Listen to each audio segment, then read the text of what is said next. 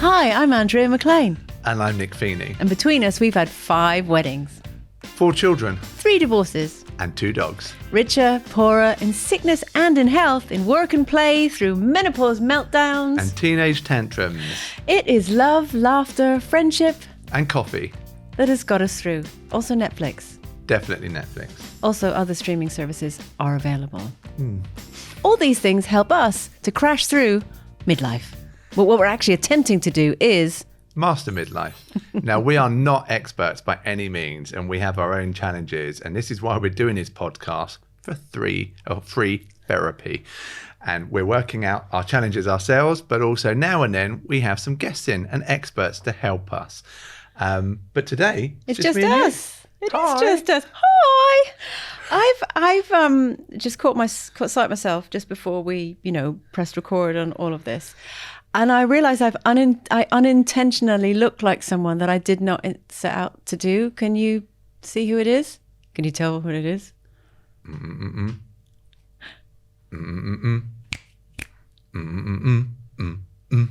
No, I don't know who it is. I don't know what theme tune that was. Ow. Yeah, I look like awesome. Morticia Adams today. I don't know how that happened or why it happened or whatever. But yeah, I'm kind of channeling. I can't speak today. Just don't. Channeling. We're signing today. Do you know, she was hot though. It's all good. Can you say that Morticia Adams was hot? I don't know. Was Am I that a not thing? allowed? I don't know. I tread very carefully on what we're allowed to say and not allowed to say. Okay, But she was you kind of- thought Morticia Adams was hot? Yeah, definitely. Really? Why not? I never found, what was his name? Was it Gomez? Gomez never was. That's fair enough though. Yeah, to be fair. But talking of old series. Yeah, all right. Where are you going with this? Well, we like a lot of TV and we watch a lot of TV and we do love a good old film and all that. And I'm aware of a reboot coming up. Okay. And I'm quite excited about it. What is it?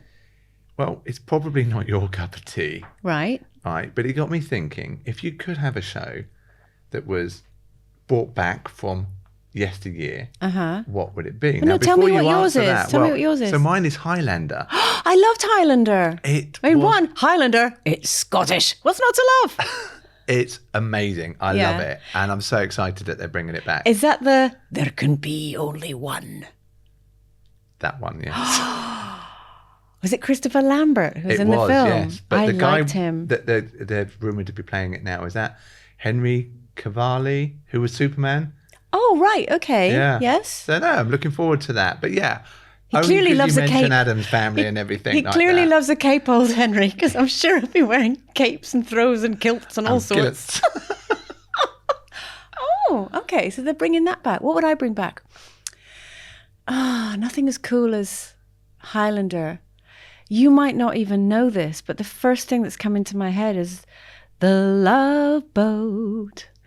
I can't remember the next lines. Just that. Da, da, da, da, da, da, da. That was where.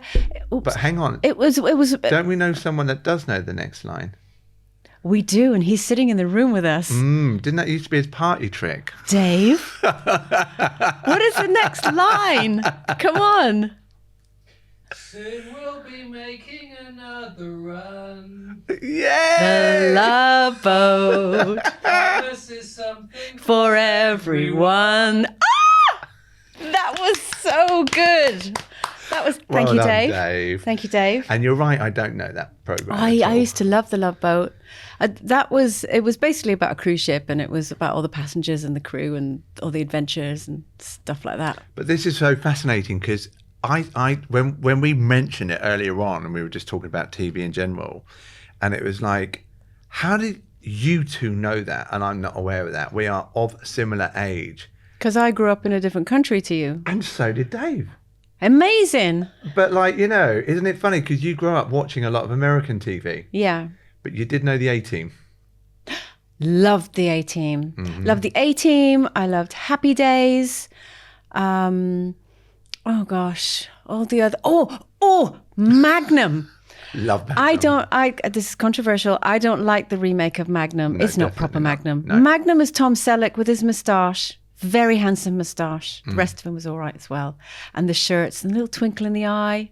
And who was the Englishman? He had a little Englishman with a It wasn't like his butler, but it was like a. Can you remember? Higgins. That was it. Higgins. Yeah, and what was the other show with the car? Kit. Knight Rider. Knight Rider. Oh, love Knight Rider. So good. But we are going well off the tangent now. I don't because care. I'm about Love to start it. talking about the electric car that we had. Do you remember we got that new car? We did. It didn't last very long. But it sounded like Knight Rider. It did. It was so funny. Yeah. It scared us It because did it was scare so us. quick, So but it made us laugh. we gave it because back It and sounded then- like Knight Rider. Anyway, let's bring things a little bit more up to date. Okay. And there is going to be, it's not quite a reboot, but it's been recommissioned and Okay. it's coming back. And it is Midlife Love Island, but it's not clearly called Midlife Love Island. It's called My Mum, Your Dad. Okay. Now, I didn't watch the first series, but Yeah. I'm well aware of some of the headlines and everything that were Yeah. around, and it was very popular, wasn't it? It was because, and also it was such a great premise to take people in midlife, which is obviously what we're all about and all about championing, who for whatever reason have lost in the game of love and have decided to put themselves out there and have another go. And am I right in saying that it's their children that put them forward? I think so. I haven't watched it either, but I think their kids have a lot to do with it, and they nominate their mum or dad, and then I think they have a say in who they date. I don't know. I'm making that up. I don't know. Wow. Would you go on it? If anything happened to us and we got to number 6, as in 6 divorces, we'll have to come up with another 4. I do get that number wrong every time. Would I go on it? No. No, I was thinking, not even if they There were did. quite a few no's there. Is that a definite no? Yeah, because this is how my train of thought went. Because I thought I'd say, not even if they did a celeb version. And then I thought, oh, you're a bit up yourself, aren't you? Thinking you're a celebrity. I haven't worked in telly for a few Weren't you years that now. lady that used to You're- work on the telly? Exactly. And I thought, oh no, I probably wouldn't even be picked for the celeb version. But no. Just no. Just no. Okay. Just no. Why would you? Would I? Do you know what? If something happened to me and you, yeah, I'm all in. Eh? All the face. Nothing's happening though. Yeah. I'm not going on. But yeah, do you know what? I just think knowing what I know now and all that, I probably would. Why not? It'd be a bit Why? of fun. I think it'd be a bit of fun. I mean, I haven't watched the show, Okay. but yeah, why not? You'd be good in it, actually. You're good fun. You're a great dancer, and you look really hot in a bathing costume. So you'd be okay. I'll take my mankini. I'd be alone, wouldn't I? You'd be Yeah, so okay, fine. alone. Shall we move on? You'd be so alone. You'd be so alone. So, anyone who's been listening to the podcast regularly, which I hope you have, will know I like to come up with a little theme for every episode, and it's something that I give a little bit of thought to. What's the theme of today, and how can we work our topics sort of around it? And I thought that a really nice theme for today would be, it's all about balance. It's all about balance, because that's what we try to do in life, isn't it? Have a good balance of things. Yes. Yeah. And then in midlife, sometimes the balance could kind of go all to shit. I don't think that's a technical term, but you know what I mean. No, I think that is a technical term. Do you know, it's funny though, we do chase balance. Yeah. And like, what actually is it? And the reality is, I think it's the wrong word. Because when things are balanced, they're equal. And if it comes to like, what do they say? Life-work balance or work-life balance. Yeah. You can't actually get that. There's a harmony between the two. But an actual balance is something, I think is a bit of a myth. I think it's a misleading word, quite honestly. Because if you enjoy your work or you're happening to come into a bit of a busy spell and you have to work more, then your home life, using that word, is going to be out of balance. Mm-hmm. And likewise, if you're taking time off and you're on holiday, then your work life is out of balance.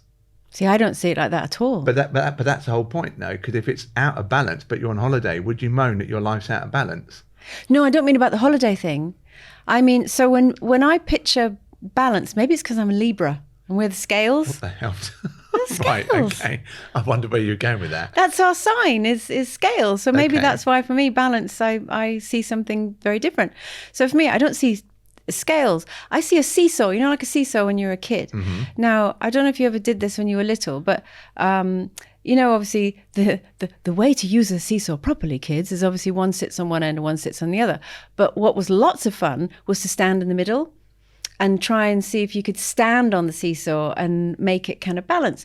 Now, to me, that's how I see life, is you're standing on the seesaw of life, and it always goes kind of down a bit, up a bit, down a bit, up a bit, and it wobbles. And sometimes it goes, whoa, really far one way and really far another way. But the whole time you're doing that, as long as you're not falling off, you're in balance. It doesn't matter if one side is down and one side is up. I never think that life is going to have to be like flatline flat. You are always going to have one bit that is dipping and one bit that is higher.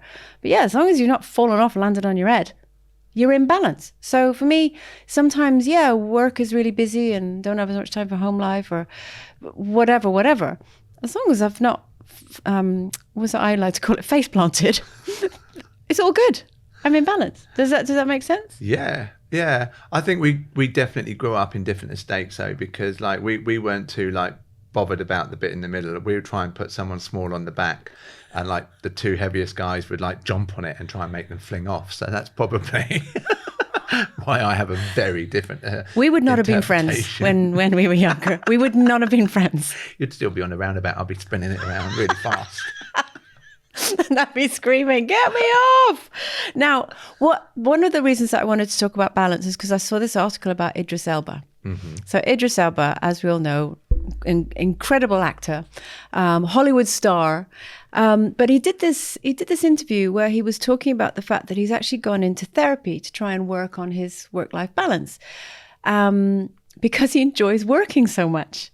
He actually finds so much pleasure in work, and that his wife pointed out to him that maybe he's got his sort of work-life balance a bit wrong. You're looking at me funny. Did I get that wrong? No. I'm listening, because actually, isn't that fascinating? And also, I was just thinking, just watched a really good program with him in. Okay. Was that the one where you sat in the living room and watched it while I was watching something else? Yeah. Okay. Hijack. Okay. Oh my God. Such a good series. If you haven't seen it, go and watch it. He is brilliant in it. But sorry, back to what you were saying. You really liked that show, didn't you? Oh my God. It was just, when I saw it come up. Well, I heard him being interviewed on a podcast about it, and he said it sounded really good. And I mentioned it to you, and then you ended up going off and watching it. But Amy wanted me to watch that other thing with her. Yeah, that's that strange true crime thing. I found it a bit scary and unsettling. But anyway, I'd promised her that I'd watched it. Well, to be honest, I think there's 5 or 6 episodes or something like that. I went 5 or 6 episodes about a plane that gets hijacked. What the hell's the storyline in that? Oh my God, I was so wrong. It's brilliant. So Idris is clearly very good at his job. Yeah, I can carry on working, Idris. You're doing great. He's great. He's a really interesting guy, actually. I can't remember which podcast it was I heard him on, but he was really good. Might have been Stephen Bartlett. Okay, but he's gone into therapy to try and sort out the work. But does he want to do that then? Doesn't sound like it. Because he basically said that he's been having therapy to shift his attitude to work because he finds it more enjoyable than spending more time with his family. And I must admit, the reason why that flagged up to me was because I thought, why is that a bad thing? Because it's so much easier to go to work. You ask any working parent. And, you know, from my perspective, obviously, I'd talk about it from a working mum perspective.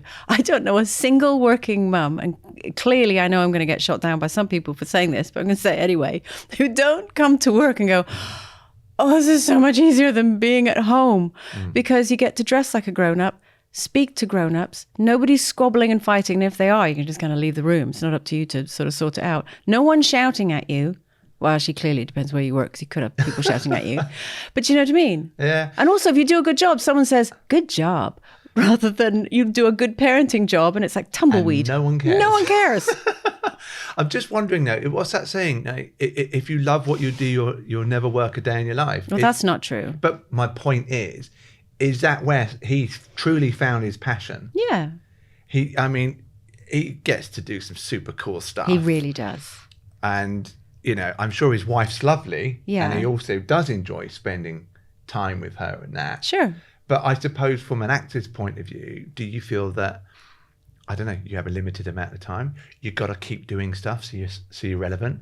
But he also does know? DJing and that sort of thing, and mixing and a bit of whack whack. Ooh. That was I'm glad you That's a bit clarified of what mixing DJing noise. was, because I did not know what Whack, DJing was. whack whack. Amazing. I think you found a new career after this Have I? podcast. You could be a beatbox. Could I? No. So I suppose the whole work-life balance thing, it really does come down to if you absolutely love what you do. So clearly, if you find pleasure in it, then it doesn't feel like a slog, then the balance is good. Now, I remember I interviewed Anne Boden a few years ago, and for my This Girl's on Fire thing. And I found her utterly fascinating. So Anne Boden she's the first ever female founder of a bank. She's an incredible woman who's just had this amazing life story of growing up in Wales from a very unassuming family and went on to conquer the world of banking, and she formed Starling Bank. Which is not sponsoring our podcast, but they are a great bank. Yeah, and if they want to, we're very receptive to Please the idea. do. Hi, Anne.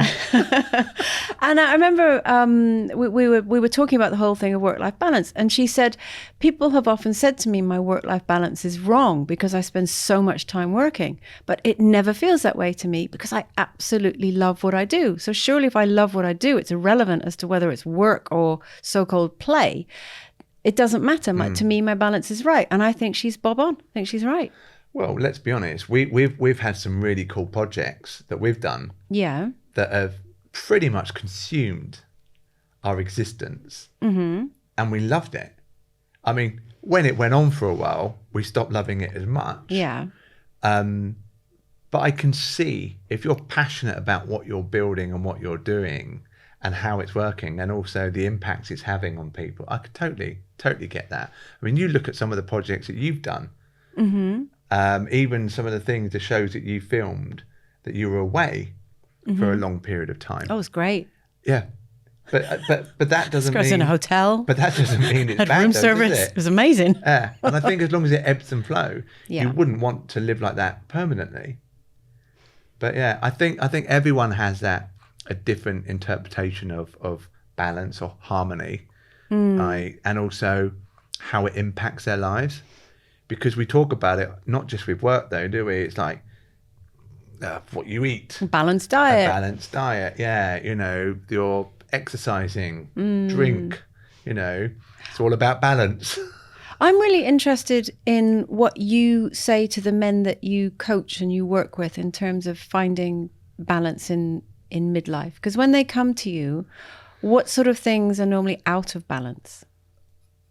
Well, they are, most of them, and speaking very generally, but most of them are very focused on their goals, what they're trying to achieve, what they're trying to build in their business life, in their professional life. And I think this goes back to that comment that I said just when I was saying about our projects. When they start off and all that, they're fun, you're engrossed in it, it's amazing. But when they go on for so long, then you get the negative impact of being all in on something. And some of these guys have been building their businesses for decades, building their lives for decades, their professional lives for decades. And unfortunately, not realizing that by, putting their health to one side, putting their relationships to one side, even telling themselves a story, oh yeah, I'm doing this for the children, I'm doing this for the family, without actually ever asking the children and the family, is that what they want? And then they just start realizing that they are very much out of balance.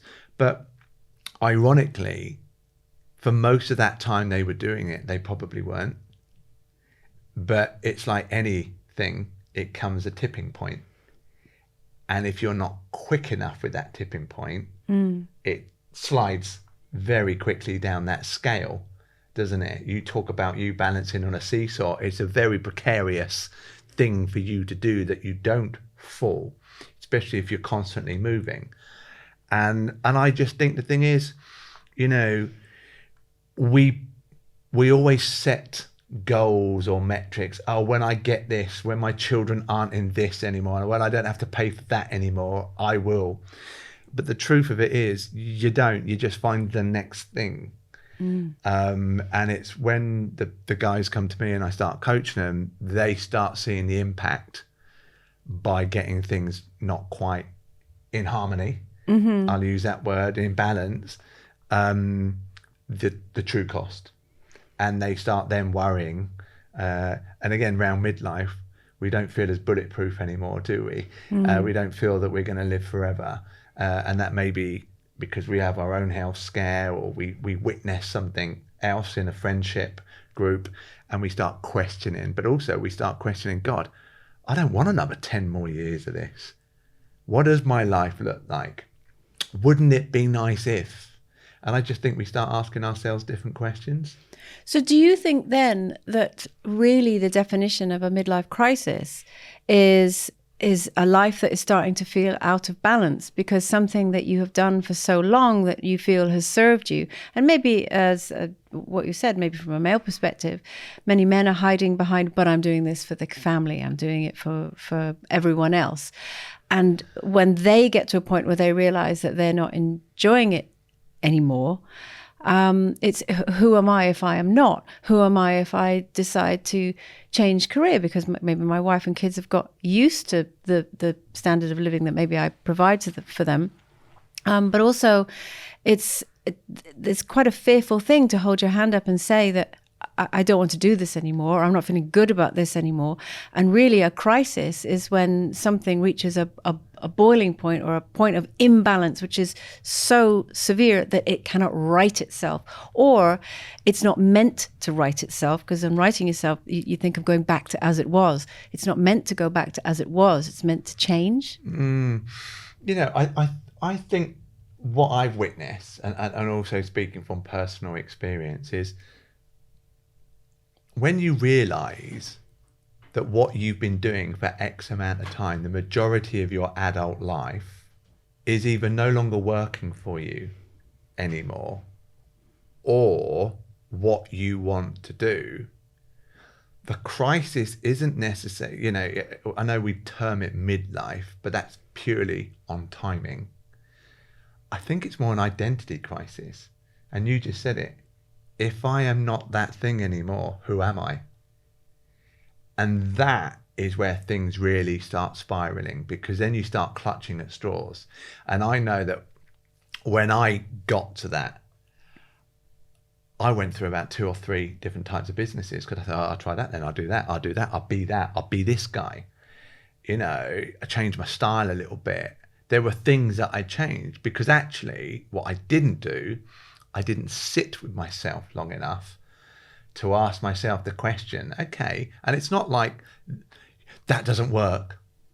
It's just stopped working for me, or it stopped giving me the thing that I wanted. It's not broken. When you say style, what do you mean? Oh, in how I dressed. So you don't mean style of doing things, as in methods of doing things? Yeah, there were elements of that as well. There were elements, you know, it was, if you look at your identity, and all of a sudden then you're uncertain with who you are, where your place is in society, in everything that you have known, is no longer how you thought it would. So therefore you start looking for answers, but almost it becomes a very desperate thing. You've had let's just say, so for me, I was 39 years old. So I had quite a few years of getting to that point before realising. Yeah, 39 years of getting to that point, to be precise. Well, not quite, because I'd like to think my childhood was actually quite chilled and I wasn't that fussed. But in my adult life, possibly so. Right? But then all of a sudden, when we make that decision, it may have been a year or 2 or 3 years in the coming to get to that decision. But when you do, and this is what I'm on about with the tipping point, it almost seems to happen really quickly. And then that speed now, I don't have that luxury of taking 2-3 years to make my next decision, because I'm now feeling desperate. Like you say, I'm now feeling my life is in a crisis. if I don't know who I'm going to be or what I'm going to do next, I've got commitments. I need to make sure I've got money coming in. I've got family. I've got to make sure I'm able to provide for them. All these things, all these other little pressures make you clutch at straws super quickly. And I think that's the issue around waiting too late, that tipping point. Then it feels like you're just, you're in free fall. Well, again, that seesaw's tipped. You got nothing to grip onto and you're sliding down. I think as well, have you ever heard of I can't remember who the quote is attributed to, but really it sums up very, very well everything that you've just said, which is our perception of ourselves all the way through our life, but particularly in midlife. Because I think post-midlife, you can call it reset, refresh, crisis, whatever. We don't care quite as much. But the quote is, I am not who I think I am. I am not who you think I am. I am who I think you think I am.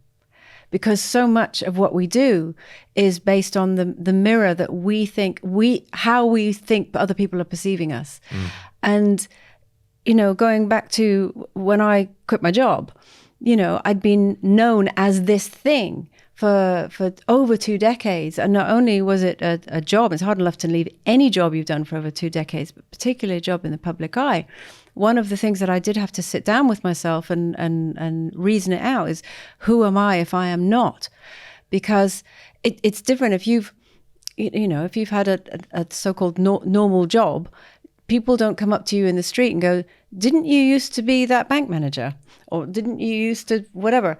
But I will always be, didn't you used to be that person who? Well, I'm still the person. I just don't do the job anymore. So I think anyone in midlife who's going through any kind of change, whether it's, didn't you used to live in a big fancy house and now you live in a smaller house? Didn't you used to be married to so-and-so? Didn't you used to be really fit? Look at you now, you're fatty. Whatever, people have, and really, people really do stop and say weird things in the street. There's a lot to wrestle with. Actually, once you can let all of that go, it's such relief, but that only comes after the crisis and comes after the imbalance. Well, it doesn't have to reach crisis for you to get that. But the thing is, that goes back to your identity, and what you just said with that quote is, most of us pin our identity on how other people see us. When we get comfortable in our own selves and actually start asking ourselves better questions and start loving ourselves more and focusing on what we want, who do we want to be, therefore we sit in that comfort that actually we then realize that no one else gives half as much shit as we actually think they do anyway. But more importantly, it's irrelevant because you're actually really comfortable with who you are. And I remember when you left for a long period and it ebbed and flowed, you really struggled with your identity, because whilst it was your choice, whilst you made decisions, whilst you were going on to do things and still go on and do amazing things, there have been moments that you don't quite know who you are. So but the beauty of that, going back to what I was saying earlier, is you've had this space to sit with yourself. You're not sliding down that tipping point. That was a decision that you made. You're still at the top of the seesaw, balancing, right? And while sometimes it may feel that you're sliding a bit, it's in your control to put it the other way. There is no crisis. No, that's life. It's just natural tipping. And it was a decision that you made, but that still doesn't stop you struggling now and then with who you are and that. And what I will say is just you saying about where people say to you, excuse me, are you that lady off the telly? I mean, that literally happened yesterday. And we were just walking to where we go to work in a co-working space. And there was this bloke going, wait. Yes, I remember. Didn't you used to be that lady off the telly? And then Andrew was like, yes, that was me. Yeah. Angela. No.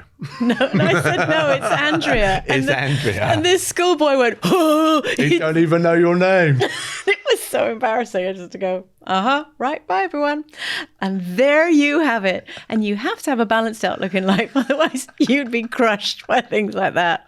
That was fun today. That was nice just to talk about finding balance. I enjoyed that. Yeah. It was good. And I think it's something that we, as a topic, because we said, everyone looks at it and so many layers of their life, I think it's something that we'll probably come back into. I think so. Well, that's it for this week. I hope you enjoyed that. Join us next time when we attempt to master midlife.